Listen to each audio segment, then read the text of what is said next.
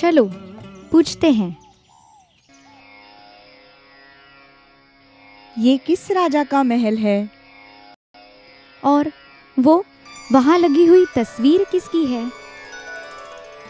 ये तस्वीर प्रजापिता ब्रह्मा बाबा की है। चलो आज हम आप सबको बाबा के बारे में बताते हैं।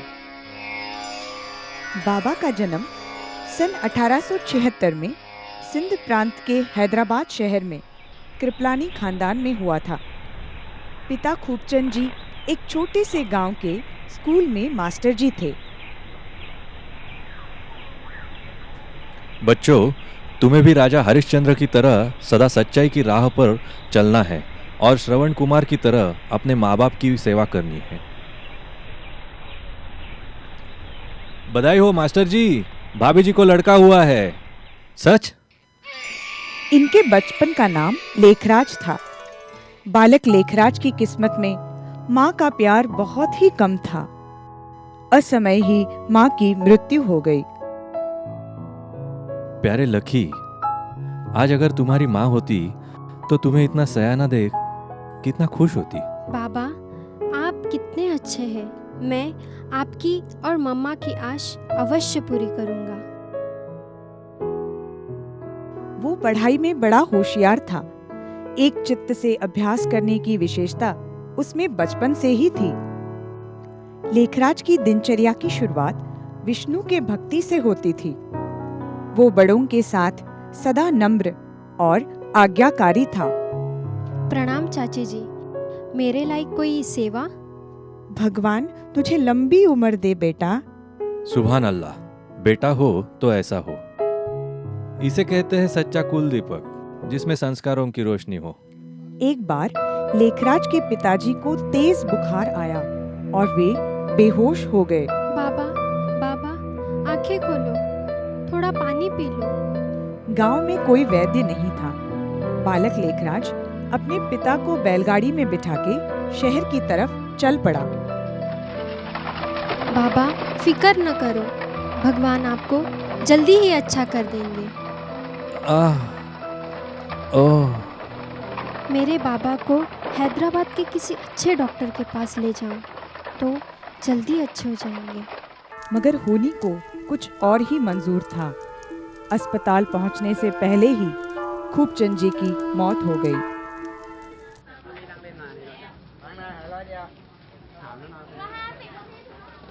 पिता की मृत्यु के बाद लेखी बड़े भैया के साथ उनकी अनाज की दुकान संभालने लगा।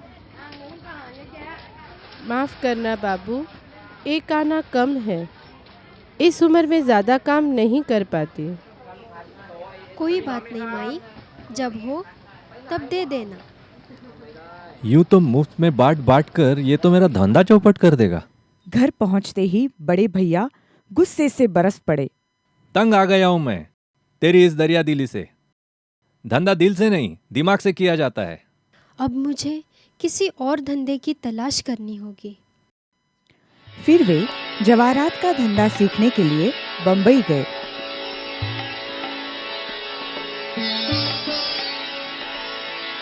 दिन रात की मेहनत और उनकी सच्ची लगन ने जल्द ही उन्हें एक बेहतरीन जौहरी बना दिया। भाई वाह लेखराज, कितना शानदार हार बनाया है। तुम्हारे हाथों में तो जादू है। बड़ा ही गुणी और मेहनती इंसान है। पन्नेलाल जी, देखना एक दिन बड़ा नाम कमाएगा। उनकी तारीफ कलकत्ता से आए एक सज्जन भी सुन रहे थे। अपनी पुत्री जसोदा के लिए इससे अच्छा वर कहाँ मिलेगा मुझे। इसी दौरान वे कलकत्ता चले आए। लेखराज दिन दुगनी रात चौगुनी तरक्की करने लगे और नामी गिरामी व्यापारी बन गए। तब उसी सज्जन ने अपनी पुत्री जसोदा की शादी उनके साथ कर दी। जसोदा एक अत्यंत संस्कारी गुणवान पत्नी साबित हुई। उसमें ईश्वर भक्ति तथा पति परायणता अपूर्व थी। वक्त गुजरने के साथ ही लेखराज जी 4 बच्चों के पिता बन गए। बाबा को बच्चों से अपार स्नेह था। वे बच्चों की परवरिश ऐसी करते मानो वे राजकुमार राजकुमारियां हों। आओ बच्चों, देखो ये हीरो के गहने तुम्हारे लिए हैं। बाबा, आप कितने प्यारे हो। पर हाँ, कभी किसी से मांगना नहीं, मांगने से मरना भला। वक्त पंख लगाकर उड़ता गया और देखते ही देखते बच्चे बड़े हो गए। अच्छे घरों से रिश्ते आने लगे। आज तो आपने हाँ करके हमें कृतज्ञ कर दिया लकीराज बाबू। आपकी बेटी के रूप में मानो हमें संस्कारों का खजाना मिल गया। अब कैसे कहूँ लकीराज बाबू, बस यूँ समझ लीजिए कि बरसों की जान पहचान को रिश्तेदारी में बदलना चाहते हैं। आप जैसे नेक इंसान से रिश्ता जोड़कर हमें भी खुशी होगी। लखीराज जी ने बड़ी धूमधाम से बच्चों की शादियां की।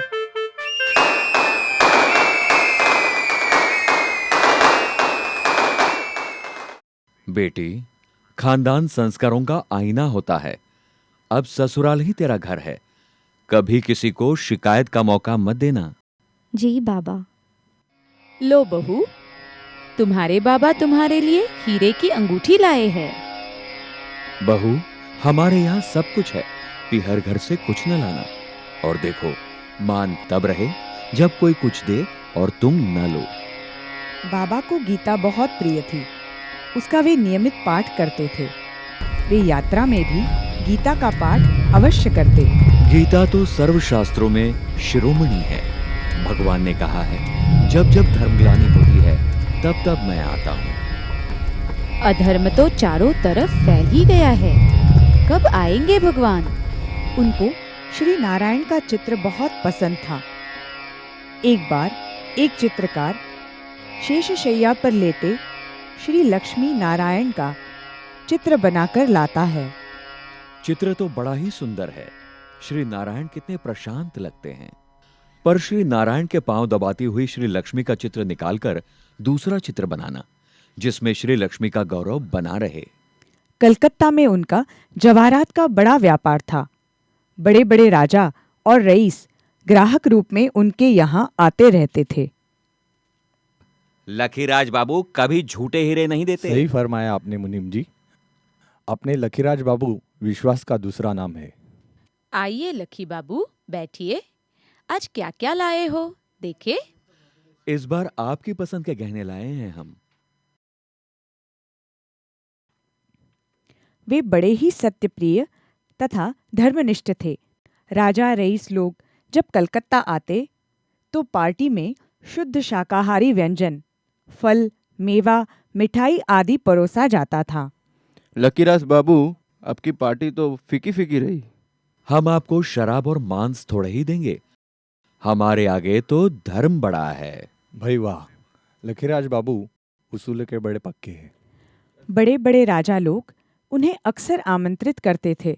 बाबा का उन्नत भाल, उदात्त मुख मुद्रा, दिव्य गुण और प्रभावशाली व्यक्तित्व देखकर राजा लोग कहा करते, लखीराज बाबू, भगवान ने भूल कर दी है जो हमें राजा बनाया। राजा तो आपको बनना चाहिए था। ये तो आपका बड़प्पन है राजा साहब। आपका स्वास्थ्य आजकल ठीक नहीं है। नेपाल नरेश को सूचना भिजवा दूं कि आप नहीं आ रहे हैं?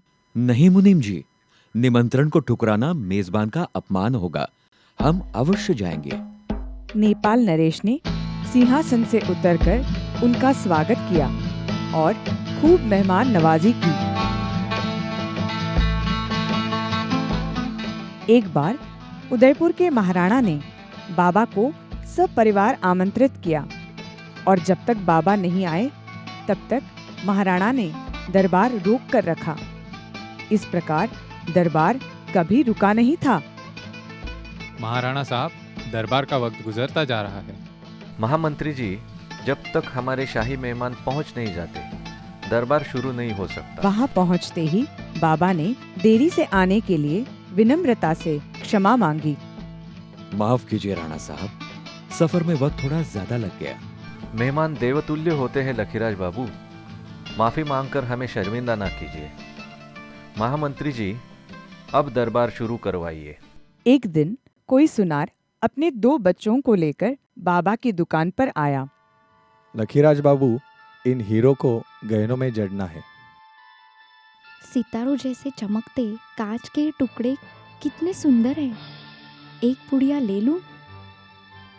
अरे, ये तो एक ही पुड़िया है, दूसरी कहाँ गई? उन्होंने किसी से कुछ नहीं कहा।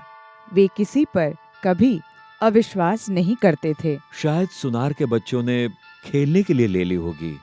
बाबा को अपने घर देख सुनार बड़े आश्चर्य में पड़ गया। बाबूजी, आप मेरे घर? तुम्हारे बच्चों को मिठाई देना भूल गया था, सोचा चलो बच्चों को मिठाई दे आऊं। अरे अब क्या होगा? बाबूजी को मालूम? मीठे बच्चे, तुमने खेलने के लिए दुकान से पुड़िया ली थी ना, वो कहाँ है? मैंने नहीं, बड़े भैया ने ली थी, छत के नीचे रखी है, ले आऊं? अब मुझे ये बताओ, तुम्हें ये हीरे क्यों चाहिए थे? हमने सोचा ये चमकीले कांच के टुकड़े हलवाई को देकर खूब मिठाई खाएंगे। ऐसे बिना पूछे कोई चीज लेना बड़ी गंदी बात होती है प्यारे बच्चे। अब जब भी तुम्हें मिठाई खानी हो तो मुझसे कहना। बाबा मेहमानों का स्वागत ऐसे करते जैसे घर में देवता पधारे हों। अतिथि सत्कार को वे धर्म समझते थे। आइए आइए, आपने हमारा घर पावन किया। बाबा का एक दोस्त बनारस में रहता था। जब अपने परिवार से तंग आ जाता तो बाबा से मिलने चला आता। कितना शांत चेहरा, कितनी प्रेम भरी मूर्ति, कितनी अपूर्व शांति मिल रही है। अरे आओ मित्र, तुम्हें इतने दिनों बाद याद आई मेरी?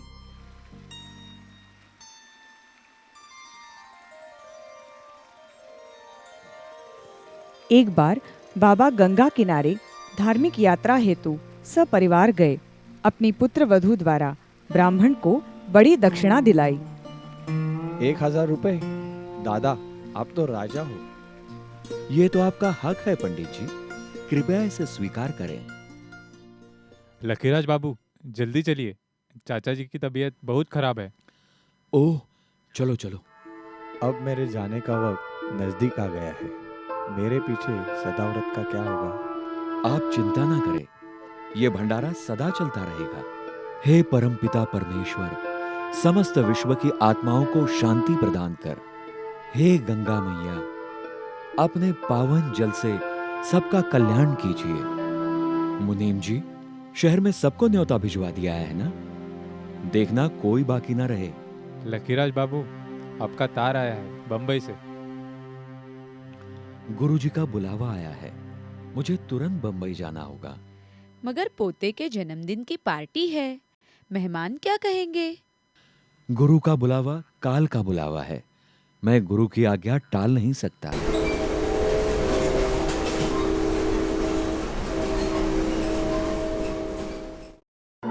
ये गुरु का ही प्रताप लगता है। ओहो प्रभु, मैं तो धन्य हो गया। गुरुजी, क्या ये आपकी ही कृपा थी? कैसी कृपा लखी? बाबा मन ही मन समझ गए, गुरु इस संबंध में कुछ नहीं जानते। फिर बाबा का मन सच्चे सद्गुरु परमात्मा की ओर खींचने लगा।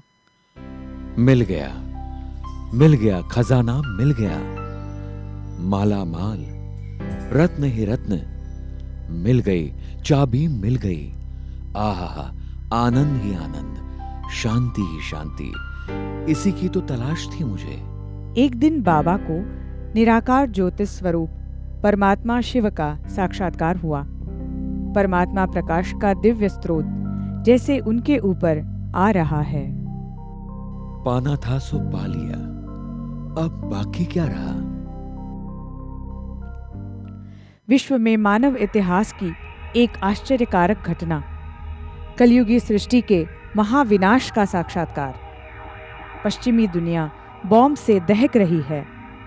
भारत में गृहयुद्ध, भूकंप, बाढ़ से हाहाकार।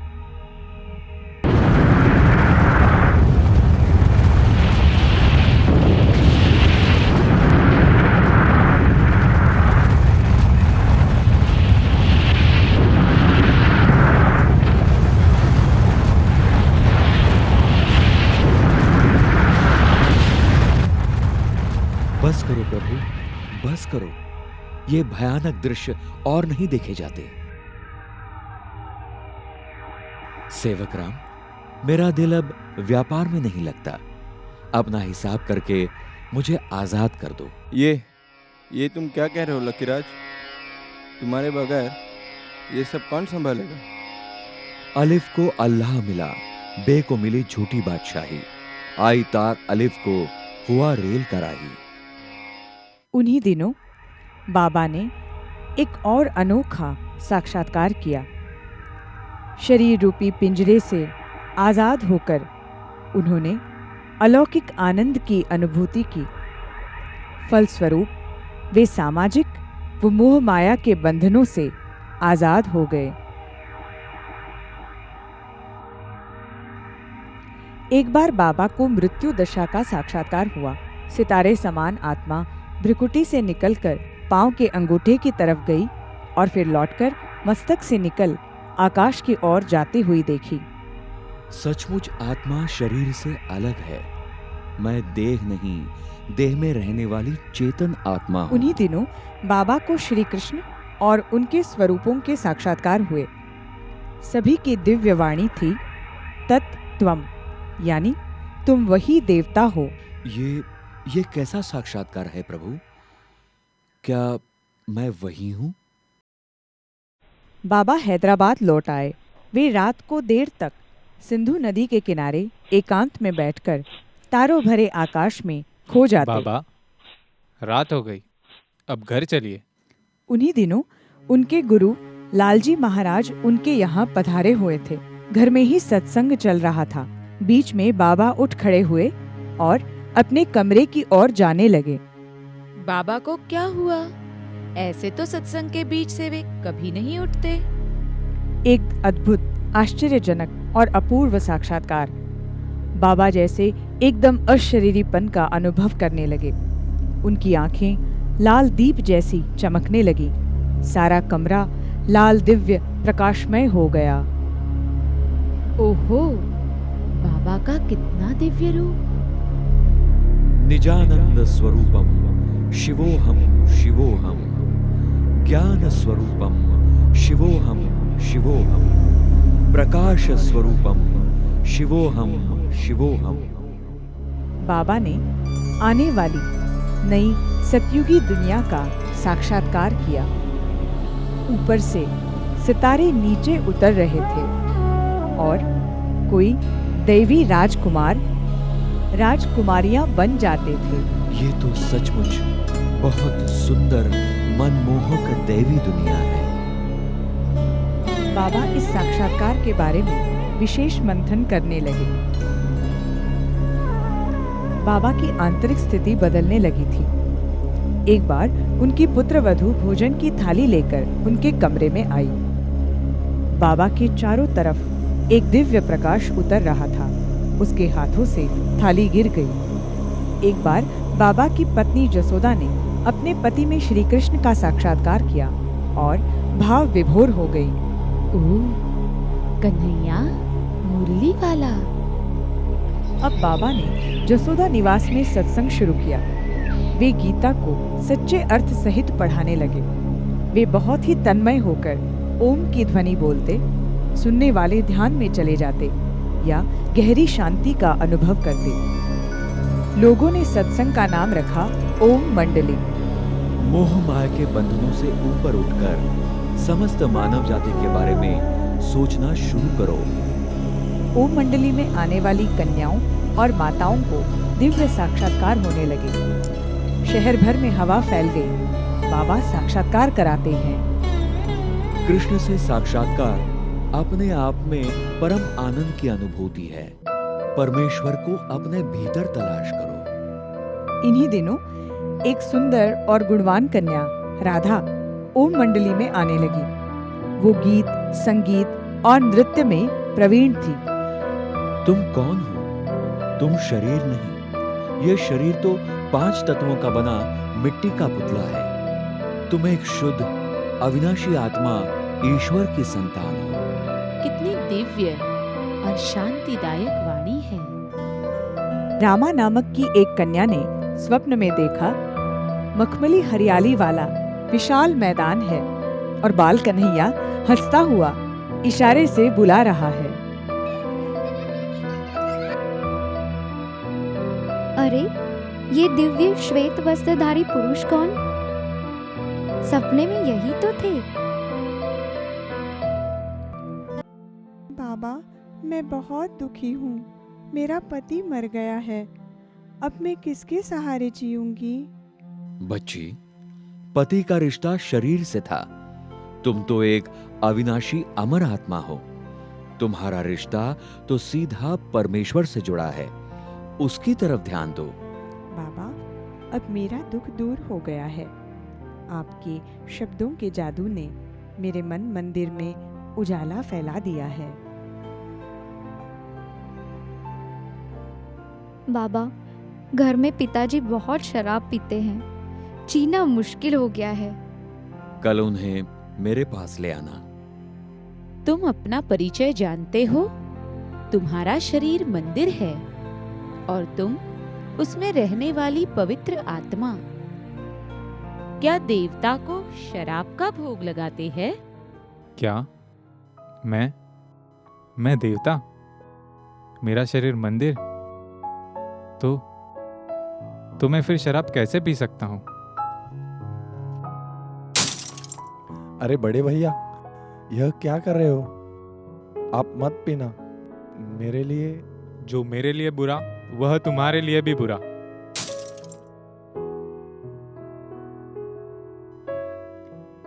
बाबा कन्याओं की पितृवत पालना करते थे, साथ साथ उनमें पवित्रता के संस्कार भी दृढ़ कराते थे।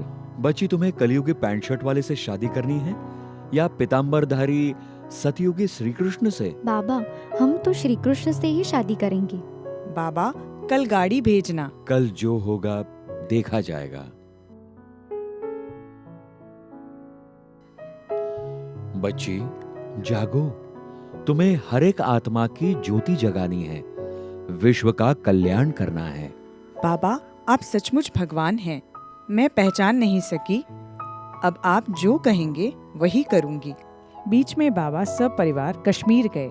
वही उनकी बेटी की भेंट एक राहगीर से हुई। पहलगाम जाने का रास्ता किधर से जाता है? मुझे पहलगाम का रास्ता मालूम नहीं, परमधाम का रास्ता बता सकती हूँ। वो राहगीर को अपने बाबा के पास ले आई। बाबा के ओजस्वी तेज के रूप में राहगीर ने अपने रोम रोम में दिव्य प्रकाश का अनुभव किया और बाद में रिजुमल नाम का ये राहगीर सब परिवार यज्ञ में शामिल हो गया। आहा, मैं धन्य हो गया। बच्चों के लिए बाबा ने ओम निवास में एक छात्रावास और स्कूल का प्रबंध किया। अभ्यास के साथ उन्हें आध्यात्मिक ज्ञान, चित्र, संगीत आदि कलाओं की शिक्षा दी जाती थी। मेरे बच्चों, आप सबको पवित्रता की प्रतिज्ञा लेनी है, लेकिन उससे पहले आप सबको अपने पिता या पति से सम्मति पत्र लाना होगा। लो बाबा, यह सम्मति पत्र।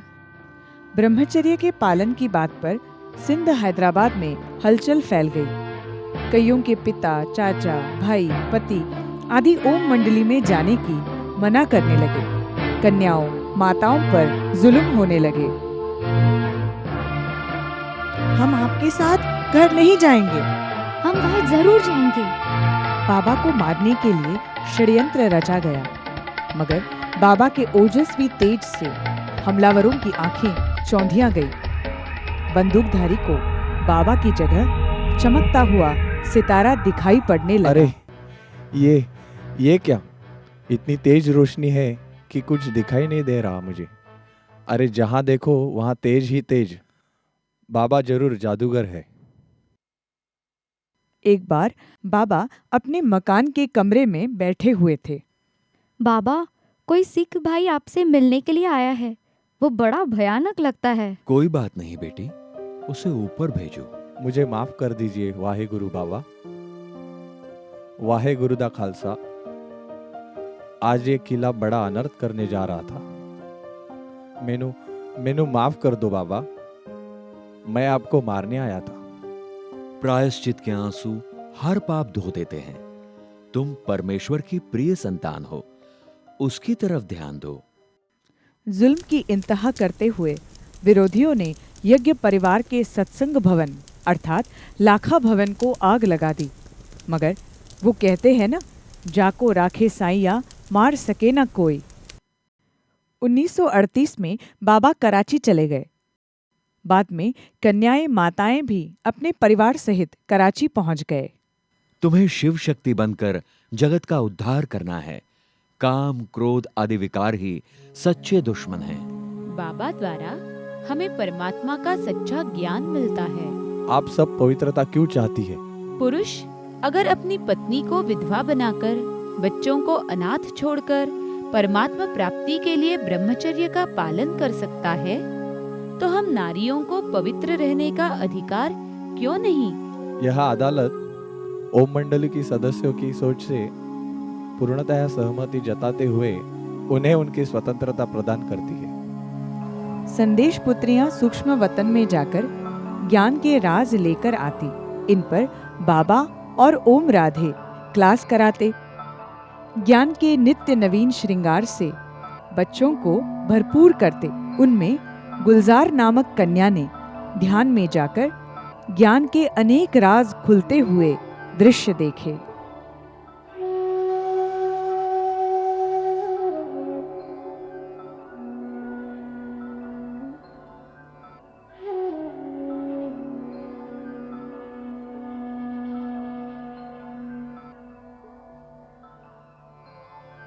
धीरे धीरे इस रुद्र ज्ञान यज्ञ में कई भाई बहनें सपरिवार समर्पित जीवन का दिव्य अनुभव करने लगे।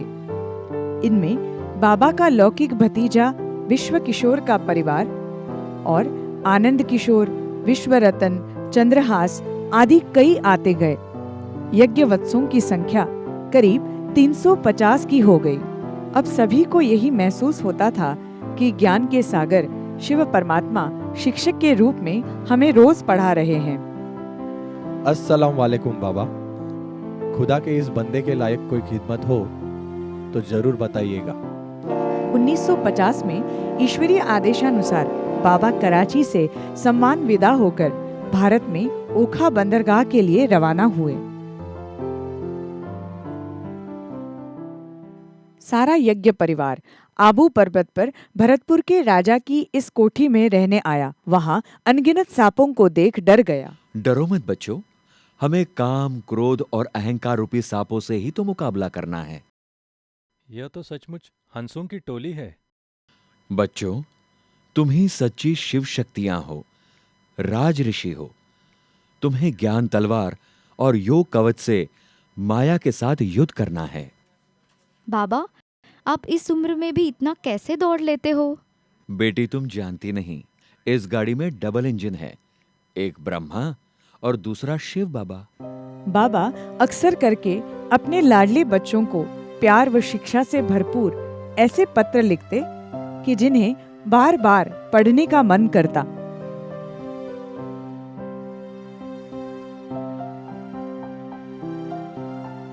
बाबा ने 5 मई 1939 को गांधी जी को एक खत लिखा। प्यारे गांधी जी, पूर्ण स्वराज्य की प्राप्ति ईश्वरीय ज्ञान और दिव्य साक्षात्कार के बल से प्राप्त हो सकती है। आत्मिक बल से ही विज्ञान बल को जीता जा सकता है। बाबा ने रविंद्रनाथ टैगोर, लॉर्ड हैलिफैक्स, जीना, नेपाल नरेश, उदयपुर के महाराणा को पत्र लिखकर ईश्वरीय निमंत्रण दिया। मम्मा सभी यज्ञवत्सों को पुरुषार्थ में आगे बढ़ाती। अपनी आत्म शक्ति को जागृत करो और फिर कोशिश करो खुद को सच्चे अर्थों में पहचानने की। परमात्मा शिव ने तीनों लोकों का राज ब्रह्मा मुख द्वारा बताया। साकारी पृथ्वी लोक, आकारी सूक्ष्म लोक और निराकारी ब्रह्मलोक।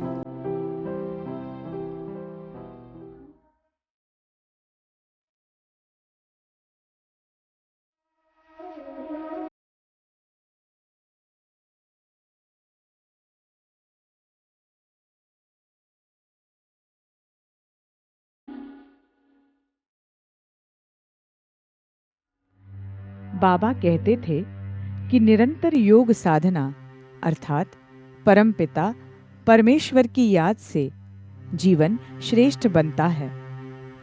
राजयोग आत्मा का परमात्मा से मधुर मिलन है, जिसके द्वारा आत्मा अत्यंत सुख, शांति, पवित्रता, आनंद और प्रेम की अनुभूति करती है।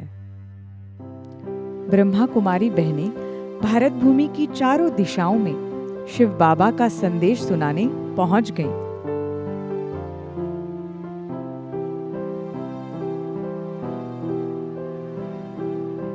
मधुबन, आबू पर्वत, पांडव भवन पर भी मुलाकाती बाबा को एक पल खाली नहीं छोड़ते। बाबा की मीठी वाणी सुनकर सभी को बेहद आत्मिक शांति मिलती। सेवा अर्थ बाबा कई बार बंबई, दिल्ली भी गए।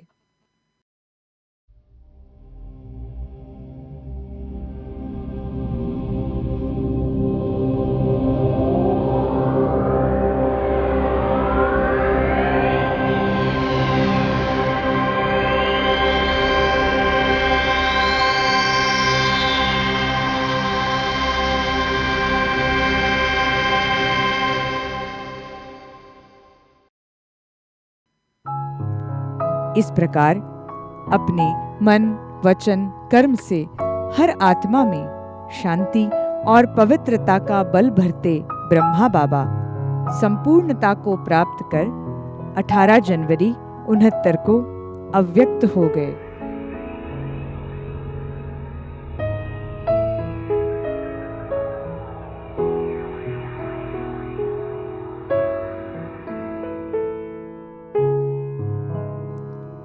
बाबा द्वारा दिया हुआ ज्ञान आज भी हमारे मन मंदिर में रोशन है।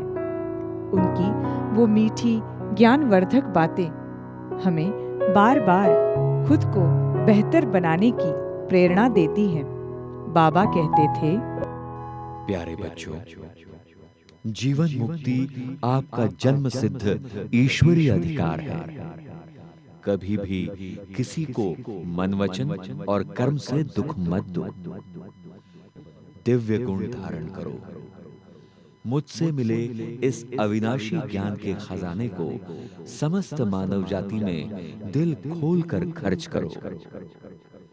ज्ञान स्वरूप, प्रेम स्वरूप, शांति स्वरूप, पवित्रता स्वरूप और आनंद स्वरूप बनो।